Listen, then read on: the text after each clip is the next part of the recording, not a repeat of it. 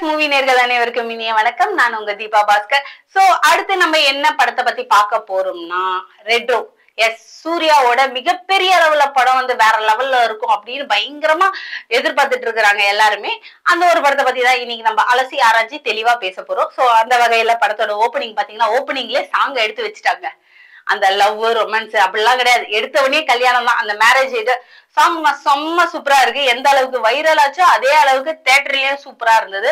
இந்த படத்தோட டைரக்டர் கார்த்திக் சுப்ராஜ். அவரோட படம்னா எப்படி சொல்றது, இதுக்கு முன்னாடி பண்ண லாரன்ஸ் சார் வச்சுட்டு ட்ரிபிள் எக்ஸ் அந்த படமும் சரி, இந்த படமும் சரி, அந்த ஓப்பனிங் சாங் எல்லாம் வேற லெவல்ல அப்படியே பிரிச்சு மேய்ஞ்சிட்டாருன்னு சொல்லலாம். அந்த சாங் வந்து செம ஹிட். அந்த சாங்ல வந்து நம்ம பூஜா ஹெட்டே என்ன சொல்றது, அந்த பொண்ணை வந்து இதுவரைக்கும் நான் பார்த்த கெட்டப்பை விட இந்த கெட்டப்ல பார்க்கும்போது எனக்கே பயங்கர ஷாக்கா இருக்கு. ஏமா நீயாமா அப்படின்ட்டு ஏதோ அடுப்பு கறியில உட்காந்துட்டு வறுத்து எடுத்த மாதிரியே இந்த பொண்ணு இருக்கு.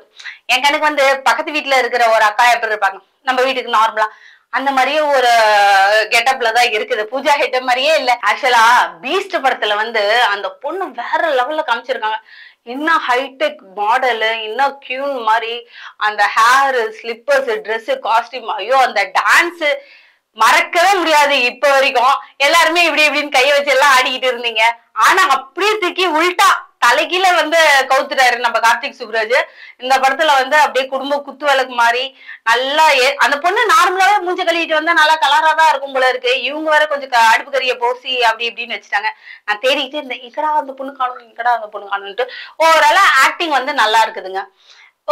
இது எப்படின்னா பாத்தீங்கன்னா ஒரு அந்த ஒரு ஏரியாவை கவர் பண்ற மாதிரி.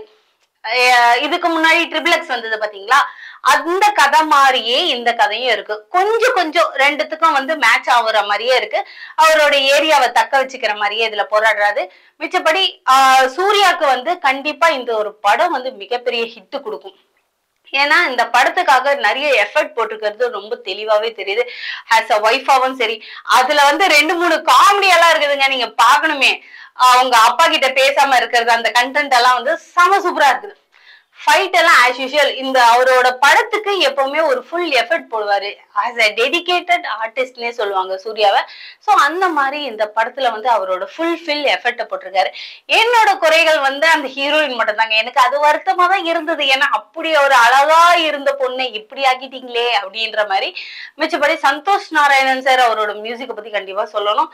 சூப்பரா இருக்கு, வேற லெவல்ல. கண்டிப்பா எல்லாருமே வந்து குடும்பத்தோட போய் பாக்குற ஒரு படமா தான் இருக்கு. ஒன் டைம் வாட்சபிள் சொல்லலாம்.